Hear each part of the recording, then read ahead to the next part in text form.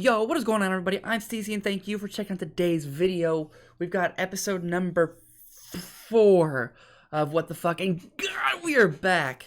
We are back. It took a long time. I was going to do a video over the announcement of coming back, but I figured we'd just wait till the first recap video to go over it all, whatever. Anyways, that's exactly what today is. We are talking about the Dallas quote-unquote home series recap, so let's go ahead and get into all the action.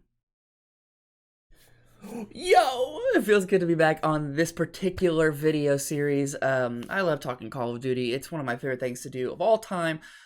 So yeah, I'm super glad that the CDL is back and we have more action going on. It's quite the struggle. I know we all suffered from it, but, you know, we're better people for it. So, whatever, I'm rambling. Let's talk about everything that happened to CDL, at least the highlights of it. So, in the background, we have CallOfDutyLeague.com. We have, well, it was. I guess it linked me to something else. I don't know, but it was the bracket from the last home series, and we just go over them quickly just to see how everybody stacked up against each other online. So, I don't know why I threw that in quotes. It actually was online. So, I'm assuming you watched this, or you at least know the scores of all this, so none of this is going to be spoilers. Toronto ended up winning against the Florida Mutineers. I think everybody at this point thought it was a toss-up who was going to win. Dallas beat Los Angeles Guerrillas, which I think everybody thought was going to happen, but the Empire just kind of blew the Guerrillas out of the water. I think that was the takeaway from that. The Guerrillas were not as good as what they looked. So, going into the losers round 1, or whatever you want to call it, Florida versus Guerrillas. Again, Guerrillas got blown out, and Florida ended up winning. I think Florida was finally getting their footing and showed that they can be a pretty damn dominant team. So the winners, Toronto versus Empire. I watched all these matches. For some reason, I don't remember. I think Dallas, the maps they won were really good. And then the maps that they lost, Toronto played them pretty well, if I recall. So, Group B, Seattle Surge ended up losing again. They just are terrible. Chicago Husband beat Minnesota Rocker, which again, we all thought was going to happen, but 3-0. Looking at it from right here, 3-0 is pretty nuts because everybody thinks Minnesota Rocker are top 3, top 4. But the games themselves were a lot closer than the 3-0 leads you to believe. So, Seattle Surge versus Minnesota Rocker. I think we, again, knew that Rocker was going to come out and win because Seattle Surge sucks and Rocker is 3 or 4, top 3 or 4. So that leaves Paris Legion versus Huntsman, and of course, Huntsman win. We knew that was going to happen. I don't remember the scores of this. I think it was pretty heavily favored in Chicago's favor. So, I guess that leads the what do you want to call this? The losers finals, maybe, to get into pool play or whatever. I don't know what you want to call these things, but so for Group A, Toronto versus Mutineers rematch from round 1, and actually Florida came out and just destroyed. I don't know. I guess the first game was a fluke, or they were getting warmed up, or what have you.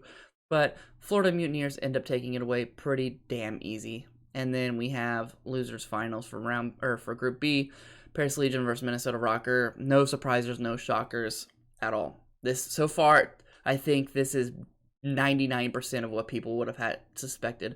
The only thing that would have been a little different, maybe this would be a little different, but I don't know. That's it. So the final takeaway, we have Huntsman versus Florida Mutineers, which going into this, on Chicago, everybody predicted Chicago to win because Chicago's the second best team, first, second, third best team there is. However, Florida has beaten Chicago before. They're the only team to beat Chicago. And they end up doing it again. And I remember watching this and just being like, holy shit, Florida absolutely rules. They have teamwork together. They have explosive players. They have sneaky strats. They're the real deal. After watching this, I was like, holy shit, they are the real deal. And apparently they are Huntsman's kryptonite. So I think that's the term that's being thrown around a lot, Huntsman's kryptonite. So Huntsmen have lost twice, both to the Florida Mutineers. One with Pristini, one with Pharaoh. So it's cool. One online and one on land. So you can't really say I think you can say without a shadow of a doubt, Florida Mutineers are better than Chicago Huntsmen in every way. And I think domination was just amazing to watch from Florida Mutineers. And I know it's been in the spotlight, but our cities after the match Instead of blaming it on the internet, he blamed it, said that they just didn't know what they were doing. They weren't doing what they were practicing before. They just weren't executing their plans, I guess. So they end up winning. Florida Mutineers end up winning. And this one hurt my heart. This Dallas Empire versus Minnesota Rocker. I love Silly. He's one of my favorite players, has been for quite a while. But Dallas Empire is my favorite team. So watching them lose in a pretty good fashion just hurt my soul. But that led to a really cool finals because whoever won this, it was going to be a new team. And it was contention for 4th, 5th best team to win. So it kind of it says some good stories. I know everybody wanted Chicago Huntsmen versus Dallas Empire. It kind of looked like that's what we were gonna get, but you never know. And I think you can also look at this and say that yes, it's online and it's more unpredictable, but I don't think that is really the case here. Florida Mutineers have beaten Chicago before. That's not unheard of. That's absolutely feasible. Minnesota Rocker are a damn good team, and they're right on that bubble for 3rd place team, in my opinion. So this is absolutely feasible. Florida Mutineers versus Minnesota Rocker was really cool to see. It was a brand new not rivalry. It's a matchup we haven't seen before, I think. But yeah, Florida Mutineers just know how to play Call of Duty right now. Both of these teams are really good on their teamwork. I think the main difference and why Florida came out on top was they have their teamwork. Both teams have their teamwork to a T. They know how to play their game modes. But the difference was Florida just has explosive players. And we'll look at in a second who the MVP of the entire series was. But it was just, this dude put on a fucking clinic. It was just insane to watch. So that's that. I wanted to go ahead and look at some of these beautiful, at Cam Allen on Twitter, by the way, beautiful little pictures we've got here. I don't know what to call these, but I'm going to go ahead and get rid of these so you can see full screen what we've got going on here. Again, Cam Allen on Twitter makes these beautiful little whatever. So the funny thing is, going into the semifinals, I just want to show this one. The Chicago Huntsmen versus Florida Mutineers.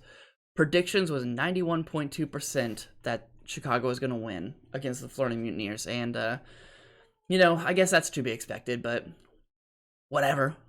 It's just funny for me. I'm going to go ahead and I'm going to skip all of these. I'm actually just going to go over the very last one. So here we can see Minnesota versus Dallas. And that ends up being it. All right, so in the finals, let's go back to that, actually. I didn't see what this was. Again, Florida was not at all predicted to win, but we'll see that's not the case. So the first match was Hardpoint. It was fairly close. I mean, that's really close. I can't remember what exactly map this was because this is about a week later, but this it's pretty damn close. God, our X drops 42 kills. That's absolutely insane. Going on. Oh, here we go. We can look at the we'll just skip it. Second map, 6-2 S&D. I mean, you can't get much better than that. I mean, 6-0 is flawless, but that's rare.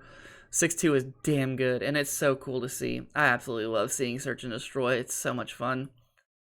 Havoc 2.2, that's insane. 11-5. Absolutely bonkers. Let's see. Map 3, here we go. Domination 194 to 117. That is a stupid ass margin for domination for winning. Again, I'm saying that these two teams are amazing at their teamwork, so it was awesome to watch, but the explosiveness of the players from Florida just took over, and as you can see, 36-16 in a domination is that's just stupid. That's stupid and saying good. Map 4, well, I skipped too far. Map 4, 3-1. This is how they won it. Almost 100 point club for the last map, but 250 to 115. Florida Mutineers on top. 24-16, 1.5 KD for Mox. That's absolutely wonderful. I mean, this is what I'm talking about. They have several players that have the potential to go off every single time. And Skies was who I predicted to do really, really good, and he did great, but he didn't have to do phenomenal because, as we saw before, Pharaoh and now Mox just had games, just had their game on point. It was insane. Overall, let's go to this last one. Overall, the MVP was Pharaoh. This dude was absolutely nuts. Let's see, we'll go to some of his stats. His overall KD was a 1.375. That is amazing. That's definitely an AR stat. And this guy is not an AR player currently. So his Dom KD is 1.3. S&D is 111. Dom KD is a 2.25. It's just, this was nuts. Pharaoh, that's just insane. Absolutely insane. So good job for you. Go ahead and bring my face cam back. I hope I actually didn't look at this last little one, but we will, or see if my face cam will mess it up. Nah, we're alright. It's fine. So these are the new standings. Of course, we are back to the not everybody has the same events played, so take it with a grain of salt, but you can still kind of see how Florida has moved up. There's currently, actually, a three-way tie for second. Wait, a three-way tie for second, third, and fourth, I guess? Yeah. Atlanta in fifth, but you know, as soon as they get, what's that, one win, they're in second, or 2 wins, they're in first. And of course, if they, win the finals, they get 50, so they'll shoot up that without a problem. Atlanta will be at number 1 after the Chicago homestand, which is the next video. But Gorillas at the bottom. I don't think there's much else to talk about other than Florida moving up tremendously. I think this is pretty representative of what I think it is, minus FaZe being on top. Let's put FaZe at number 1, and then I think the rest look about where they should be. So with all that being said, guys, leave a thumbs up on the video if you enjoyed. Comment down below letting me know what your favorite moment of the tournament was. Mine was watching the domination from Mutineers. I am a fan. I was a fan before, but now I'm considering moving my top 3 around a little bit. Let's just say that. Not only because they're the Chicago Huntsman Killers, which just makes me so happy. But anyways, subscribe to the channel if you are new. Make sure you stay tuned because the next video we are doing Chicago predictions. Yeah, so I guess I'll just check you guys in the next one.